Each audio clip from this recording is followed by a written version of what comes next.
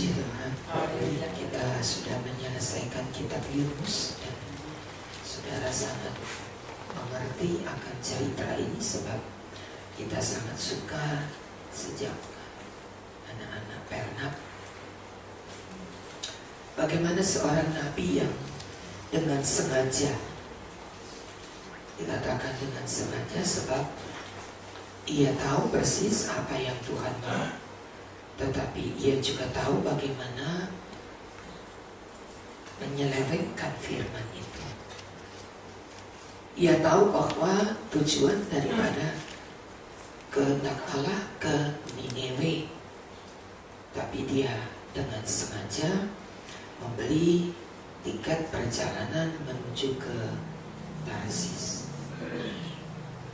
Di ayat pasal 1 ayat yang ke-3, ia membayar harga pembayar perjalanan, lalu naik kapal itu untuk berlayar bersama dengan mereka ke Tarsis, jauh dari hadapan Tuhan.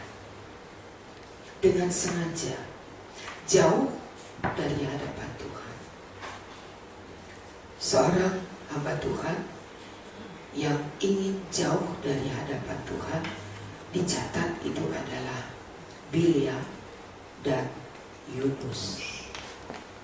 Bileam adalah nabi Allah di kitab Bilangan yang dengan sengaja menolak perintah Allah. Jangan engkau melakukan hal yang tidak dikehendaki Allah. Kalaupun engkau akan berkata apa yang ditaruh Tuhan pada bibirmu.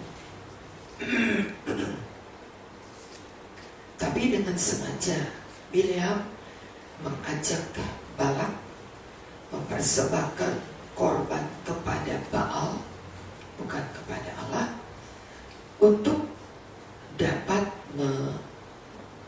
menaklukkan kekuatan Allah. Yunus dengan sengaja berlari jauh dari hadapan Allah. Yang menjadi berat hukumannya adalah mereka tahu, tapi mereka melakukan. Sudah tahu kok. Sudah tahu bahwa Bileam tidak akan mungkin dapat menentang Allah. Sudah tahu.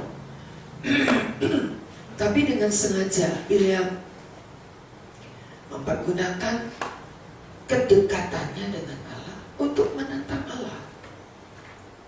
Sangat tahu. Tahu akan firman Allah, tapi justru melanggarnya. Kalau Bileam tidak tahu, maka masih dianggap itu adalah kesalahan. Tapi kalau sudah tahu firman dan tetap melakukannya, maka itu adalah pemberontakan. Yunus pun tahu tujuannya bukan Tarsis. Dia bayar perjalanan dengan sangat sengaja. Dia bayar perjalanan dan dia berangkat bersama dengan mereka yang menuju ke Tarsis. Keterangan kalimat berikutnya, jauh dari hadapan Tuhan. Tapi apakah benar Yunus dapat lari daripada Tuhan? Dengan sengaja Yunus mencoba untuk lari dari hadapan dengan sengaja. Itulah sebabnya saudara, ketika Allah yang membaca pikiran kita, melihat persis tiap kata dan kalimat yang ada di benak kita, maka dengan sengaja Yunus yang lari dari hadapan Allah berhadapan dengan tangan keras Allah. Yunus tahu itu juga. Ketika angin datang, badai datang, gelombang tinggi, kapal yang besar itu yang ditumpangi oleh Yunus itu mulai oleng. Yunus juga sudah tahu ini pasti gara-gara aku. Ketika orang sibuk membongkar muatan, membongkar semua barang-barang makanan, perlengkapan dan sebagainya untuk meringankan beban kapal itu, Yunus juga tahu pura-pura tidur. Di kamar mesin dia pikir bisingnya mesin akan menutup kalimat-kalimat perintah Allah di telinganya. Tapi semakin dia tutup, semakin dia tidak dapat menutup suara Allah. Pada akhirnya Yunus bangun dan ia mengakui, lemparkan aku ke laut. Yunus tahu ini gara-gara aku. Gelombang, angin, badai dan sebagainya ini terjadi gara-gara siapa? Yunus tahu, gara-gara aku. Nakhoda berkata, ayat yang ke-10, apa yang telah kau perbuat? Karena orang tahu dari pengakuannya, ia melarikan diri. Di ayat 9, dengan tidak malu Yunus berkata, aku orang Ibrani, aku takut akan Tuhan Allah yang empunya langit dan yang menjadikan laut dan darat. Orang yang mendengar jadi takut. Apa yang kamu perbuat?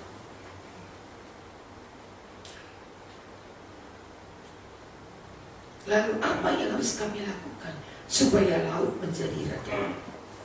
Ayat 12, angkatlah dan campakkan aku ke dalam laut, maka laut akan reda.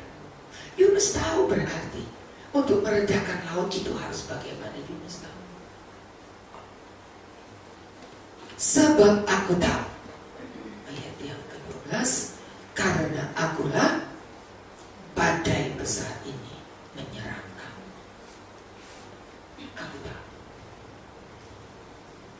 Semua dilakukan oleh Yunus dengan sengaja. Bagaimana tidak Allah dengan tangan keras mengirimkan seekor ikan besar dan menelan Yunus. 3 hari gak dikasih mati, tapi setengah mati. Ketika dia sakit menggelepar di dalam perut ikan, dia tahu kalau masih bisa bernapas lega.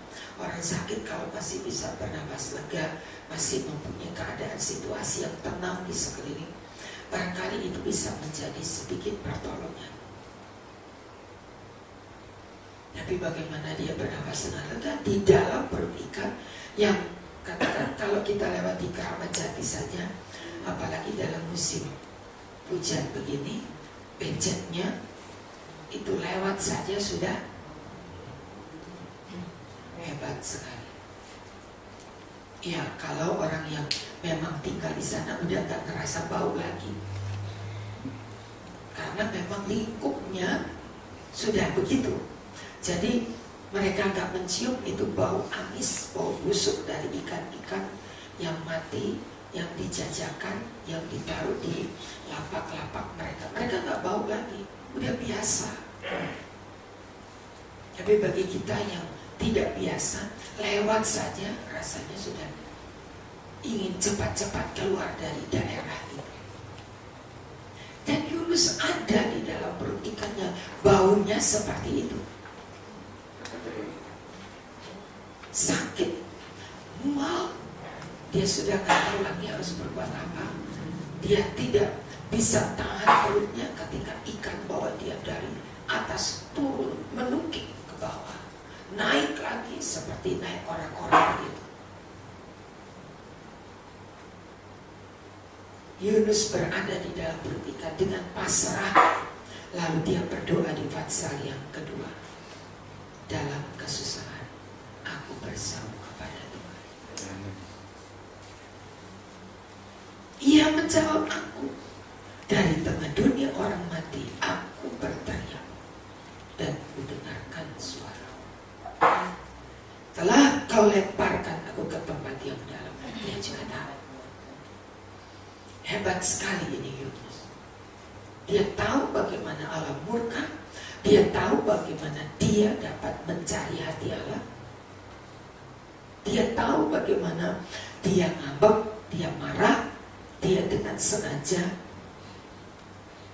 tidak mau keluar dari tempat dia menyembunyikan diri. Dan dia berkata, ambil saja ayat 3. Cabut kiranya nyawa. Malu aku. Aku berteriak 3 hari di kota ini dan sekarang orang-orang di sini bertobat. Nanti mereka berkata, apa yang aku katakan, apa yang aku lakukan. Aku malu.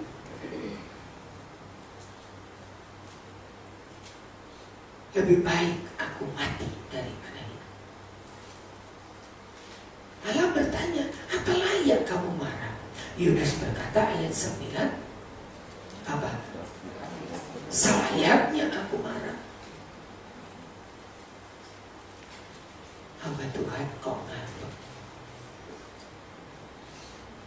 Apalagi yang bertanya adalah Tuhan, selayaknya kah engkau marah? Ketika aku mengampuni orang yang bertobat, apakah kamu pantas marah? Ketika aku mengangkat kembali orang yang berdosa dan bertobat, apa kamu pantas untuk marah? Yunus berkata, selayaknya aku marah sampai mati. Cerita Yunus tidak ada lagi. Tidak pernah dituliskan di dalam tempat lain kecuali dalam Injil Lukas. Ketika Yesus mengajarkan untuk mengenal zaman.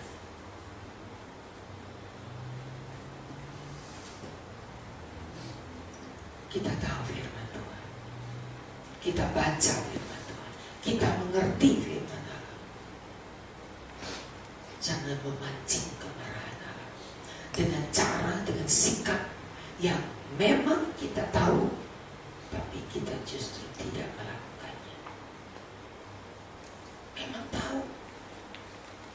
Tidak bodoh. Yunus tahu kok kenapa dia lari, kenapa dia melihat itu angin, gelombang, badai, kenapa kapalnya oleh, kenapa ia di atas geladak di ruang mesin menutup telinga untuk tidak mendengar suara Allah. Dia tahu semua, dia tahu. Aku sudah berkata, engkau Allah yang pengasih dan penyayang, panjang sabar dan berlimpah kasih setia. Kalau ada orang yang bertobat, pasti engkau lomba. Aku sudah teriak-teriak untuk perubahan di dalam negeri, tapi engkau justru mengadakan perubahan. Kompromi dengan orang-orang yang pernah melakukan kejahatan. Sangat sadar. Sebab itu kiranya Tuhan tolong kita. Salah satu sikap akhir zaman adalah tahu beribadah tapi tidak punya kuasa ibadah. Tahu melakukan kebenaran tapi tidak melakukannya. Tahu apa yang benar tapi justru melakukan yang jahat. Punya lawan kata dari sikap setiap orang seperti Yunus. Tahu firman. Sebab itu sedih seringkali ketika kita tahu ada saudara kita yang sebenarnya tahu firman Allah, tetapi yang dia lakukan justru sebaliknya, pura-pura tidak tahu. Kita tahu firman Allah, kita mengerti firman Allah, kita dengar firman Allah. Jangan dengan sengaja memberontak kepada Allah. Bagi pohon yang tidak berbuah, hukumannya pasti, yaitu kering dan dibakar. Kita Ibrani berkata, pasal yang keempat, engkau yang telah mengecap banyak kebaikan Allah, engkau yang menerima tirus hujan yang dengan sengaja mengingkari, maka bagi mereka tidak ada lagi pemulihan, bahkan sudah dekat dengan api yang berakhir dengan pembakaran. Dengan sengaja melakukan pelanggaran dengan sengaja, tahu, sangat tahu. Lagi-lagi saya ambil contoh tokoh-tokoh di Indonesia. Apakah Akil Mokhtar tidak tahu apa yang dia lakukan? Dia adalah hakim tertinggi di lembaga tertinggi negeri ini. Apa dia tidak tahu firman? Apa dia tidak tahu hukum? Apa dia bukan seorang sarjana hukum? Dari A sampai Z kita hukum, dia hafal, dia tahu, dia mengerti. Tapi karena dia tahu dan dia melanggar, maka hukumannya akan berlipat. Melakukan kejahatan dengan sengaja. Allah tahu, saudara, bahwa saudara dan saya, kita sudah baca firman Allah berulang-ulang, tahu ayat demi ayat, mengerti kalimat demi kalimat. Dan Allah juga tahu kita langgar semua. Apa yang gak cocok di hati kita, kita mulai garis.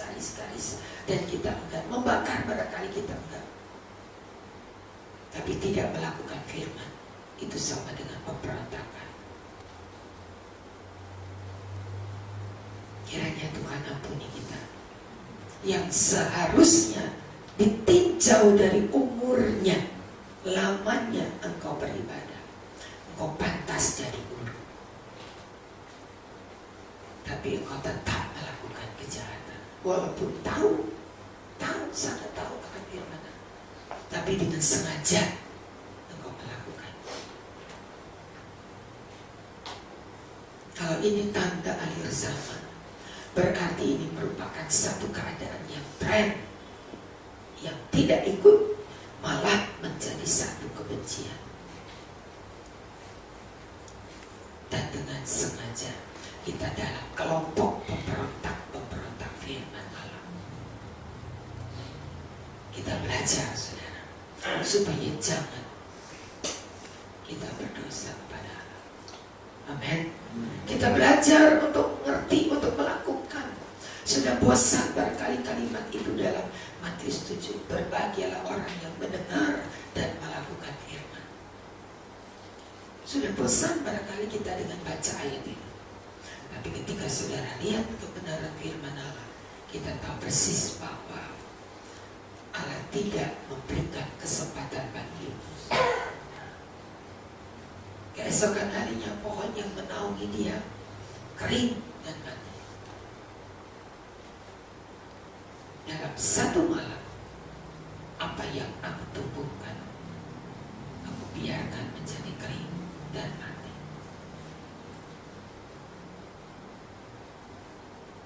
Allah punya alasan untuk mengampuni bangsa itu. Sudah bertobat, sudah mengerti baik buruknya, sudah tahu firman. Dan ketika Allah mengampuni, Yunus tidak lagi diperbantukan dalam rencana pemulihan negeri Niniwe. Tidak diperbantukan. Tidak menjadi orang yang dipakai rekanan Allah. Tidak. Karena dianggap Allah Yunus orang yang jadi pemberontak dalam pekerjaan Allah. Kita tidak mau berdosa kepada Allah. Untuk semua yang kita tahu, untuk apa yang Tuhan mau, untuk apa yang Tuhan inginkan kita lakukan. Mari kita belajar untuk tidak memberontak kepada Allah. Tapi mari kita belajar dengan tekun, dengan sungguh kita berkata, Tuhan ampuni dan ajar aku tunduk akan firman Tuhan. Bukan cuma mendengar, tapi kita melakukan firman Allah. pelajaran yang sudah kita mengerti sebenarnya, tapi ditegaskan kembali agar kita tidak termasuk kelompok dari orang-orang yang disebutkan dalam 2 Timotius 3, orang-orang pemberontak. Boleh kita baca yang gitu ya, sedikit. 2 Timotius 3. Keadaan manusia pada akhir zaman. Kita sangat hafal sebenarnya dengan ayat ini, tapi tidak mengapa kita baca. Ketahuilah bahwa pada hari-hari terakhir akan datang masa yang sukar dua. Manusia akan mencintai dirinya sendiri dan menjadi hamba uang. Mereka akan membual dan menyombongkan diri. Mereka akan menjadi pemfitnah. Mereka akan berontak terhadap orang tua dan tidak tahu berterima kasih, tidak memperdulikan agama, tidak tahu mengasihi, tidak mau berdamai, suka menjelekkan orang, tidak dapat mengekang diri, garang, tidak suka yang baik, tidak berpanjang, berlagak tahu, bagi menurut hawa nafsu daripada menurut Allah. Secara lahirnya mereka menjalankan ibadah, tapi pada hakikatnya mereka memungkiri kekuatannya. Jauhilah mereka.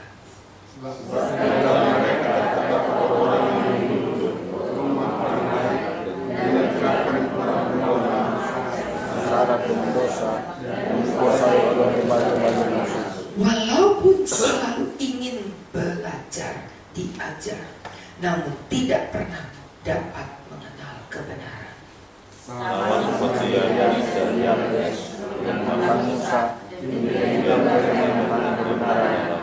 Akal mereka bobrok dan mereka tidak tahan uji bersama. Tetapi sudah pasti mereka tidak akan lebih maju, karena seperti hal kebodohan mereka akan nyata.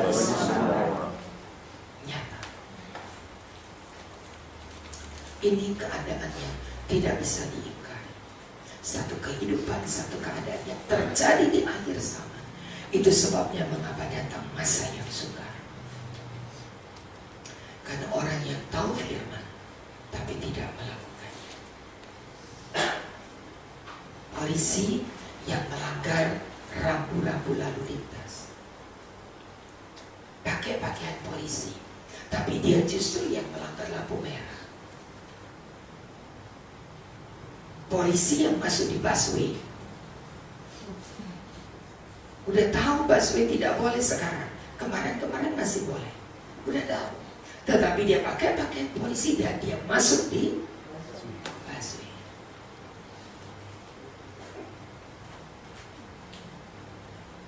Allah lihat kita orang yang tahu firman, lakukanlah firman Tuhan. Jangan jadi penentang firman. Dunia sudah jahat dan akan semakin sukar karena ditambah dengan kejahatan orang-orang yang tahu firman tapi tidak melakukannya. Kiranya Tuhan tolong kita pelajaran tiap hari menjelang akhir tahun 2013 menjadi pelajaran-pelajaran yang sangat istimewa. Teguran-teguran firman Allah yang begitu jelas, kalimat-kalimat firman Allah yang tegas, mengingatkan kepada kita merupakan rangkaian firman yang benar-benar memberkati kita. Kita berbahagia saudara, karena kita mendapatkan rangkaian firman Allah yang memberkati kita, memberikan teguran. Tiap minggu kita ditegur oleh firman Allah, tiap minggu.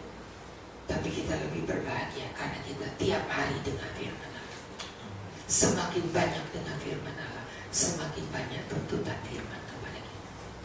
Lakukan itu, maka kita disebut orang yang berbahagia.